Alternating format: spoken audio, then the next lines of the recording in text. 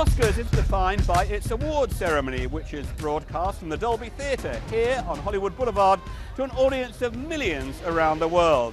But it's an entertainment extravaganza which has struggled of late.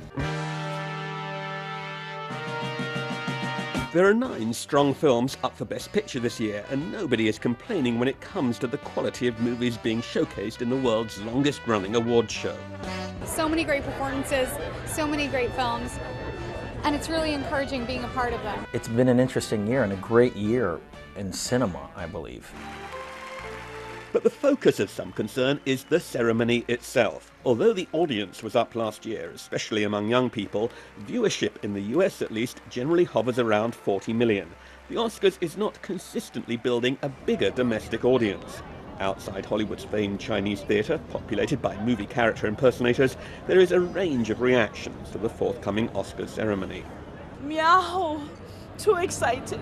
I can't wait to see all these famous people and all the beautiful faces that I've seen for many years, you know, and they come and they get their little thing that looks unusual. Meow. But it makes us all happy, so I'm really excited about the Oscars. Meow. I usually don't watch, but this year I'm pretty excited because it has a lot of films that I'm interested in, like 12 Years Slave, and a lot of different films. So hopefully this year it'll live up to the expectations everyone's been telling me how good they've been in past years. But for some young people, the Oscars telecast is an old-fashioned, long-winded extravaganza.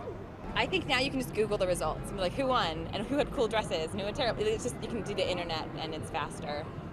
So it takes a long time. That's my message for the Oscars. It takes a long time.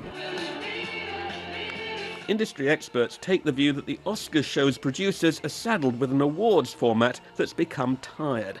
This format the Academy came up with in 1953, and it really hasn't changed much. You get in one place, and you put all the cameras there, and you get people on stage. And I think, okay, it's not 1953 anymore, so I change it, but they don't want to change it. Academy members like film editor Lee Percy take the view that the ceremony has perhaps become too rigid. I remember in years past when there was less control over the situation, and Marlon Brando would have Sancheen Littlefeather accept the award, or someone would get up and make a political statement, or I think it was John Huston was maybe quite inebriated when he accepted his award for the Bible, and people would say that it insulted the dignity of the Oscars. And certainly as an Academy member, I hold what the Academy does in the highest esteem, but I think we can get a little carried away. It's also a challenge to get the host right. In recent times, there have been a variety of people in the job. Not all of them a success. This year, they're going with the tried and tested, Ellen DeGeneres, who hosted the Oscars once before in 2007.